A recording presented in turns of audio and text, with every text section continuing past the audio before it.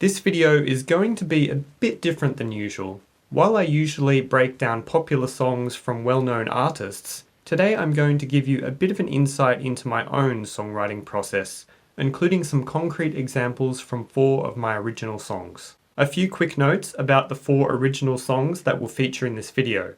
I wrote Henry and the Butterflies somewhere around 2021 to 2022. I then wrote the other 3 in the latter half of 2025 and recorded and produced them in 2026. My target audience was myself, meaning I was just writing what sounds good to me. If I were targeting a more mainstream audience, I definitely would have made a few different choices, and I'll get into the specifics about that as we go along. Most of my songs begin by fiddling around on my acoustic guitar and humming melodic fragments. Sometimes I'll find a chord progression that will form the base over which a melody arrives, and sometimes it's the melody that comes first and I'll build the chords around the melody, and sometimes it's more simultaneous. I put any thoughts of music theory out of my head during this process and just let the music appear organically, trusting my ears to find something that sounds good to me. From what I've heard from other writers, it seems like this music before lyrics approach is the most common method of songwriting, and it seems to work for me. But some people prefer to begin with lyrics or even a bass line or a drum beat. I tend to use a lot of different chords in my songs. Now, my definition of what counts as a different chord comes down to the quality of the triad. So a C chord could be C major, C minor, C diminished, or C augmented. The quality of all these chords is different.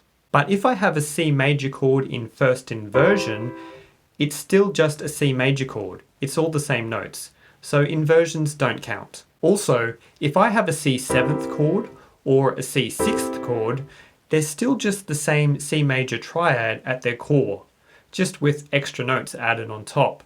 So I don't count them as different chords either. So these are the 4 quality categories, and each of these categories will have 12 possible chords within it. Now most of our chords will come from the major and minor categories.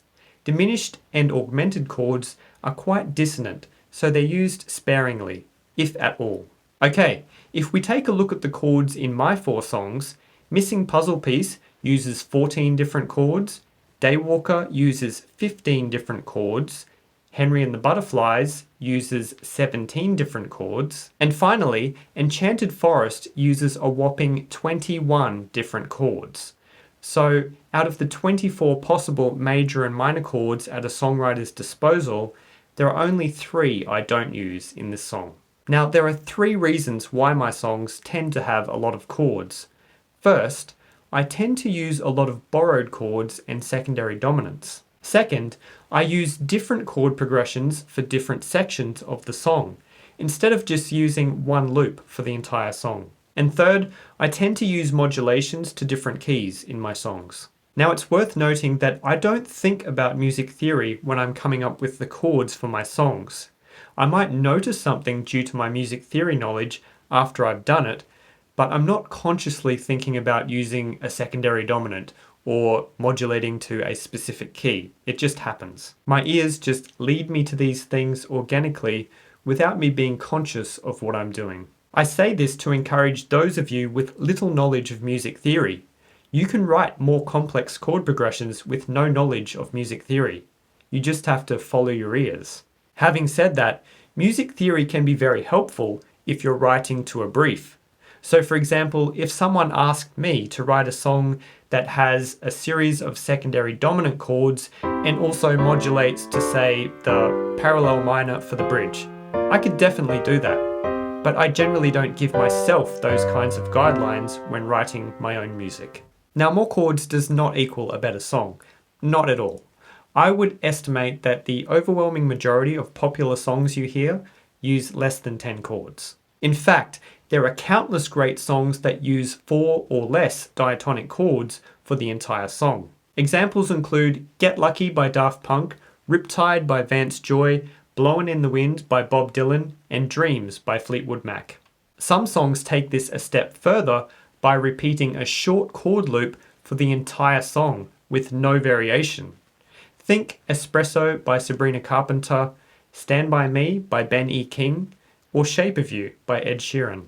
All of these songs I've mentioned are loved by large audiences across the world, proving you really don't need many chords to write a successful song.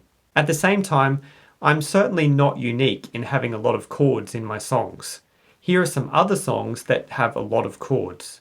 So artists that tend to lean away from mainstream rock and pop. Now hypothetically, if I wanted to write songs that were more appealing for mainstream audiences, I might think about toning down the number of chords in my song. Perhaps using the same progression in both the verse section and the chorus section, but then bridging out with a new progression for the bridge. That's quite standard procedure for a lot of popular songs. But I'd still use borrowed chords because I think they just make things more interesting. I like melodies that move through a lot of notes, as opposed to melodies that just hover around 2 or 3 notes. Now there's nothing wrong with only hovering around a few notes.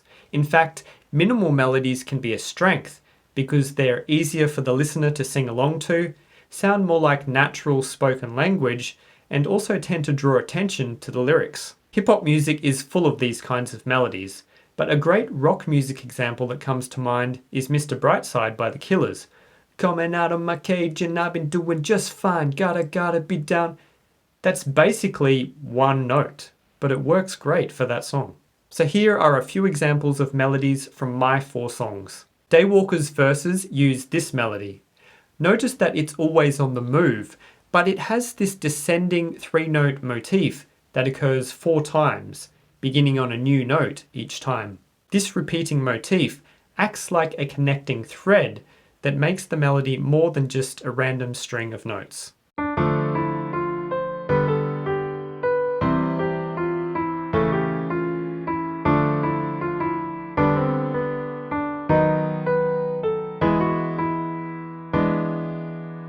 I should make it clear that I didn't purposely engineer this. I just came up with the melody and noticed the motif afterwards. But I always take it as a good sign if I find a motif running through a longer melody. I also enjoy using modal melodies. The verses of Henry and the Butterflies uses this Mixolydian melody. So basically, what that means is we're in the key of D major, but our tonal center is the 5th degree, A. And I've just realized that I used the same motif from Daywalker in this melody. I've unwittingly plagiarized myself.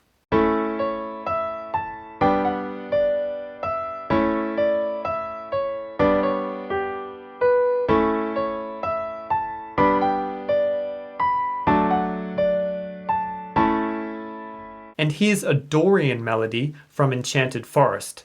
So we're in the key of D flat major, but our tonal center is the 2nd degree, E flat.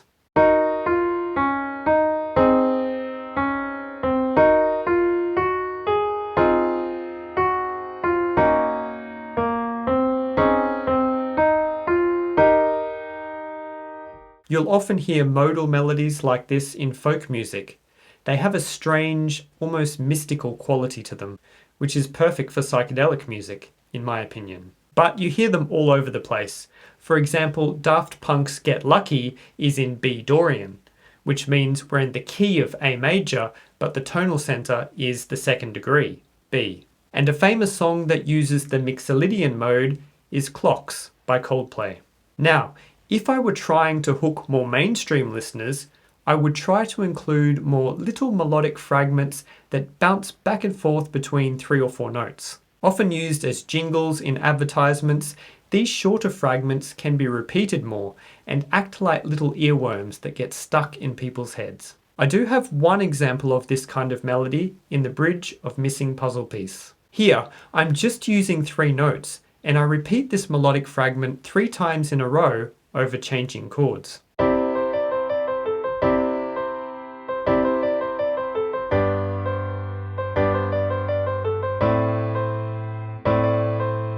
This is definitely the kind of melody you want to use if you're aiming to get something stuck in people's heads. Some famous examples include Back to Black by Amy Winehouse, na na na da da da da da da da da da da da da, Take Me Out by Franz Ferdinand, dun dun dun dun dun dun dun dun dun dun, and Dance Apocalyptic by Janelle Monáe. Da da dun dun ba da ba dum bum bum bum bum bum da da da dun dum. Another great trick for catchy melodies is repeated nonsensical syllables. Think Kylie Minogue's Can't Get You Out of My Head, Blink-182's All the Small Things, or the Beatles' Hey Jude. Now, the whole time I'm putting together chords and melodies, I'll also be thinking about how the ideas I'm coming up with fit together structurally. What will the verse be? How will it move into the chorus? Have I modulated to a different key? If so, how on earth am I going to get back to the main key? Or do I even want to get back to the main key? If you're lucky, this can happen pretty organically, but sometimes I find it requires a bit more conscious attention than coming up with chords and melodies. Out of my 4 songs, Daywalker has the most standard structure. It has a verse-chorus, bridge-chorus structure. Also, the second verse section is shorter than the first verse section, which is a common structural trick which subverts the listener's expectations and makes the song feel like it's gaining momentum. I also use that same trick with the second post-chorus. I cut it short and jump into the bridge. The only strange thing about this song structurally is the instrumental epilogue using reversed guitars that fades in and out at the end of the song. Missing Puzzle Piece is a minimal chorus song, meaning the chorus only occurs twice, like Under the Bridge by the Red Hot Chili Peppers. However, the bridge section kind of functions like a second chorus, so you could say that this song has 2 choruses that each occur twice. The repetition of this bridge section is kind of similar to what Nirvana does in Lithium. They repeat the bridge. However, that song also has 3 chorus repetitions, so it's a bit different. And the outro of Missing Puzzle Piece is very much the climax of the song, where the impending doom that has been foreshadowed throughout the song finally comes to fruition. Henry and the Butterflies is also a minimal chorus song, and you could even say it's through composed because it keeps changing as it goes on. For example, you'll notice that the second chorus has different lyrics and a different bass line to the first chorus. So there's less repetition than your average song, and when things are repeated, they are a variation or an expansion of their previous form. Enchanted Forest has a lot of different parts.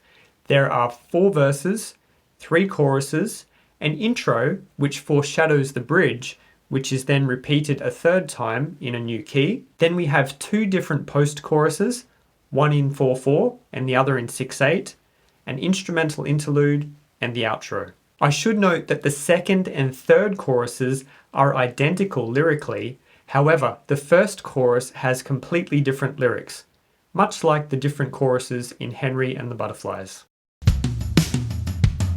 Once I have a pretty good rough sketch of the song structurally, I'll start to think about what the music makes me feel, and what kind of themes and concepts might fit the mood and emotions conjured up by the music. Once I get a feeling for what the song is going to be about, creating lyrics feels almost like alchemy in a way.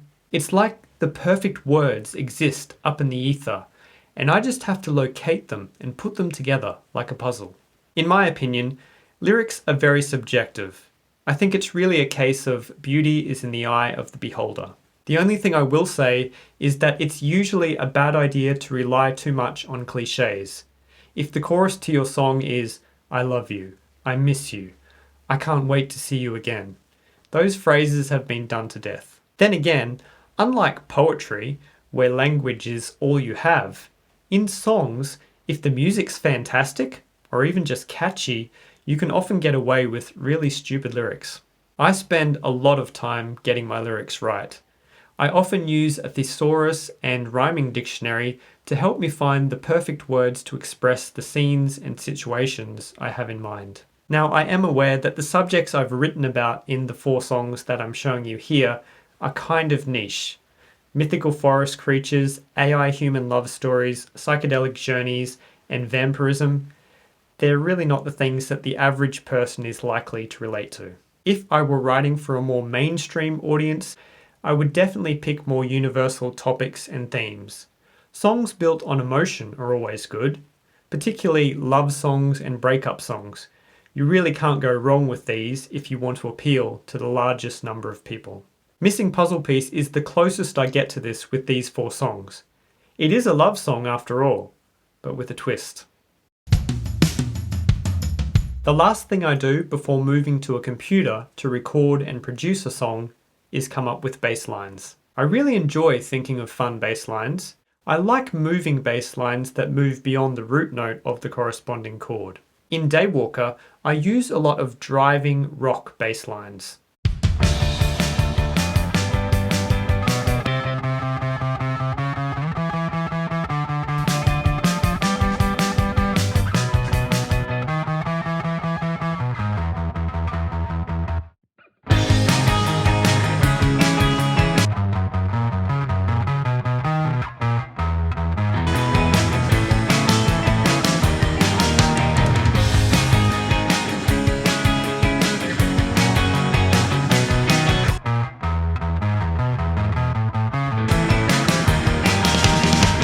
I really like the chorus bass line of Missing Puzzle Piece too.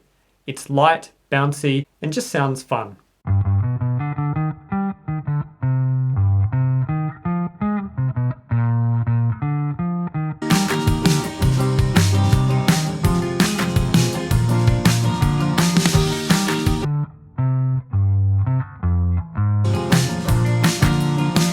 And Henry and the Butterflies also has some groovy lines.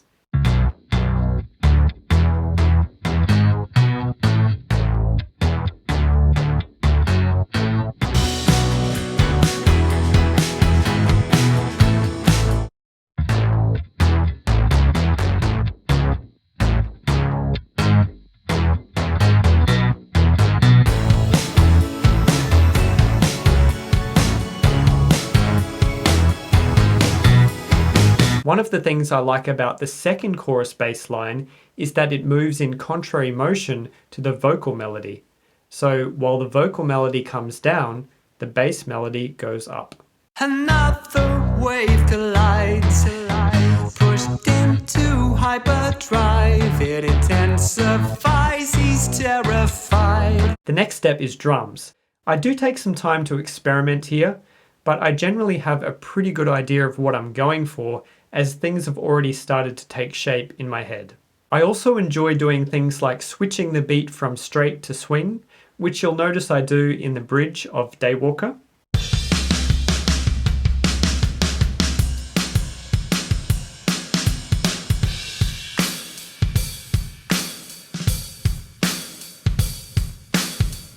Of orange, red and yellow, warm rays of hope overflow. I also briefly switch to a swing feel and even include a switch to halftime in the second interlude of Henry and the Butterflies.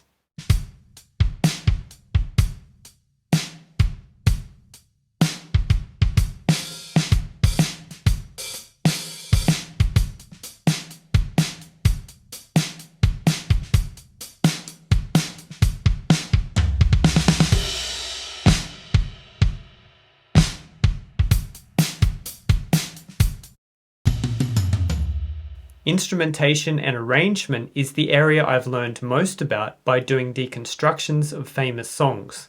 You can really destroy a great song if you don't get the instrumentation right. And I believe it's the element of songwriting that requires the most conscious attention. By that, I mean it's quite unlikely that someone would accidentally have great instrumentation without actually having put some conscious thought into it. If you listen to my songs, you'll notice that I tend to begin with sparse instrumentation and then slowly build up the layers as the song progresses. Daywalker is a great example of this. I begin with just vocals and a guitar playing single chord strums which ring out for a whole bar during verse 1. The brightness of the midday sky brings tears to my pale blue eyes. Then in verse 2, the guitar switches to a more active strumming pattern and the drums come in, but only the kick drum and gentle closed hi-hats. My armor is gloves and slacks, long sleeves and heavy-duty hats. Then, in verse 3, the full drums kick in, along with the bass guitar and a faster strumming pattern. I can almost hear the sizzling of UV rays up on my skin. You can imagine how having these 3 verses in a row would quickly become boring if there were no change in instrumentation. And once I've built in all my instruments, I make sure to keep stripping the layers back to create the dynamic space to build up again. You'll notice this in the 3 verse sections of Missing Puzzle Piece. These sections always begin stripped back with just the vocals and guitars.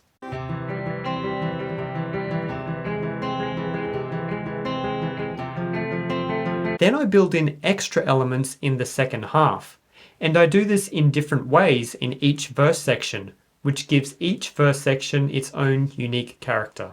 In the second half of verse section 1, I bring in subtle drums and bass.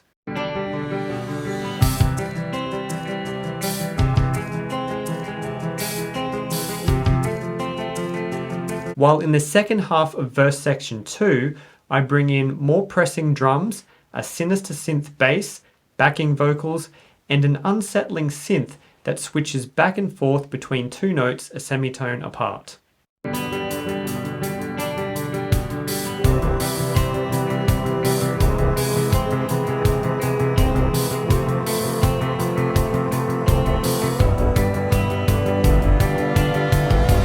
Then, in the second half of the final verse section, I bring in a full drum beat, a more urgent bass part than previous sections, and an organ.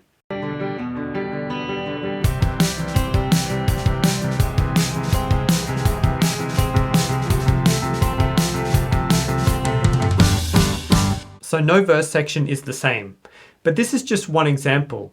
If you listen to any of my 4 songs, you'll notice that there's always something new to listen out for in each section. Now, I said that I generally build up and then strip back the instrumentation again and again throughout a song. The exception to this is Henry and the Butterflies, which is very much a song that keeps building and building until its peak in the bridge, at which point it gradually dies down to just guitar, bass, and vocals at the end. This is intentional, as the music in this song is meant to mirror the come up, peak, and come down of a psychedelic trip. A little side note, I originally recorded Henry and the Butterflies a few years ago, but then redid the instrumentation of the first 2 minutes earlier this year in light of everything I've learned from analysing the instrumentation in other songs. The original version had most of the instruments come in right from the beginning, instead of building them in gradually.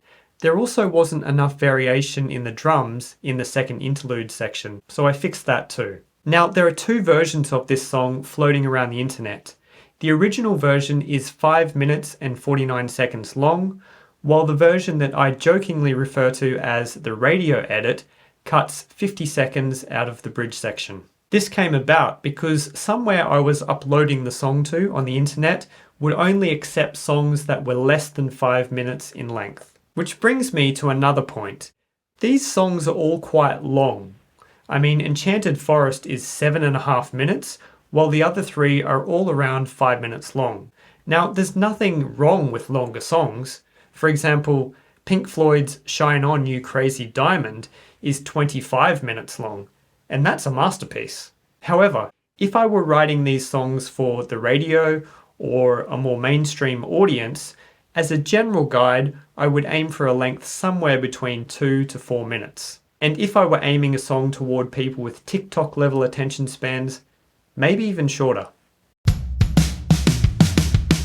To finish this video, I want to briefly touch on how moving to different keys in each of these songs reflects the lyrics and themes of the songs. One of Daywalker's key themes centers on having the courage to move beyond cultural norms and forge out your own unique space in society. So the shifting tonal centers in each section reflect that searching for something beyond what's comfortable and well established, and having the freedom to move between multiple socially sanctioned identities. I also play around with the theme of emerging from the darkness into the light, which you can see in the verses and bridge section, which both begin with a B minor feel but end up shifting towards the lighter parallel major. As for Henry and the Butterflies, if you look at the chords, you'll notice how the final verse is different from previous verses. The verses in the first half of the song are in the key of C major, with the 5th degree being the tonal center, while the final verse is in the key of G major, with the 5th degree being the tonal center. This reflects the transformation our protagonist has undergone as a result of going on his journey. He comes out the other side changed. Henry can see butterflies that most people can't recognize. Henry saw the butterflies that most people can't recognize. I should point out that with the capo on the 2nd fret, these verse sections are actually in A mixolydian and E mixolydian. Missing Puzzle Piece is a love song from our protagonist's perspective. However, in reality, it's more of a horror song. If memory serves me correctly, this song came about as a result of me playing around with augmented chords. You don't often see them in popular music, and I wanted to make a song that used one. The augmented chord adds a real tension to the verses. It signals that something is a bit off, and this led to the idea of an AI takeover song. Basically, you can think of any chords outside our C major key and its relative minor as a representation of the AI and its infiltration of our protagonist. Notice how the song begins in the key of C major and its relative minor in the pre-chorus before shifting to E flat major for the chorus. This shift to E flat major is the seduction. The AI is luring our protagonist away from the C major key. And this new key is very appealing. Notice that there are no borrowed chords in this chorus. It's all diatonic, so it sounds very stable. On top of that, we have that fun, energetic bass line, and the lyrics are all about how wonderful the AI partner is. It's pure seduction. However, the final line of the chorus gets a bit worrying when our protagonist realizes that the AI knows what he's thinking before he does, which leads to the shift back to the tense verse. Then the end of the song is the AI takeover, where our protagonist loses all control. Here, we begin very clearly in the key of C major, C, G, A minor, but slowly more and more borrowed chords begin creeping in. First, A flat and B flat, then G major is replaced by G minor. Soon, we get to the point where the only chord from the C major key being used is C major itself. All the other chords are from outside the key. And finally, even the C major chord itself transforms into that unsettling C augmented chord, signaling the final nail in the coffin. For Enchanted Forest, I wanted the chords to feel very slippery, like we're drifting in and out of a stable key. Hopefully you can hear what I was going for, especially in the verses and chorus.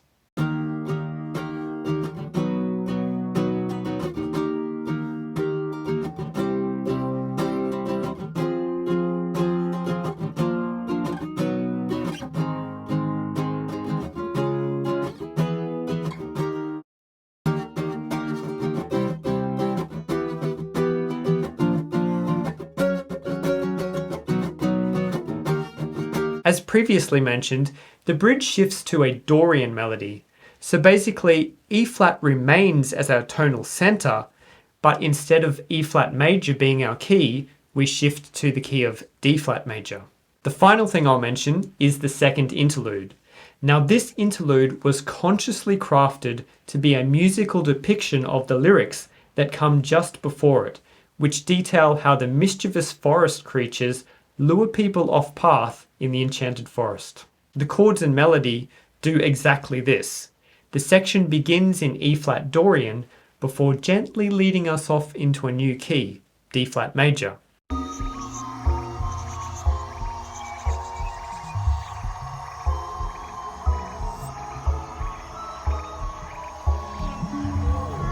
D flat major immediately shifts to C sharp Dorian, and we get that same luring modal melody in this new key, again luring us off into yet another new key, B major.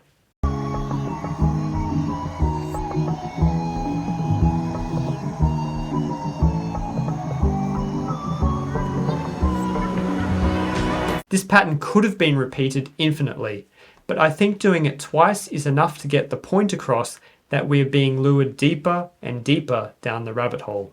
So then we get the bridge again, with B major shifting to B Dorian.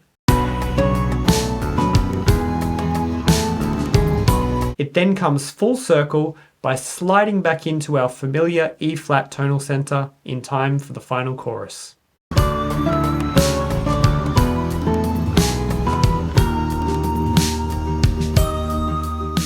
Now in the description, you'll find links to lyric videos of my 4 original songs I talked about in this video. And if you write songs, I'd love to hear about your own songwriting style.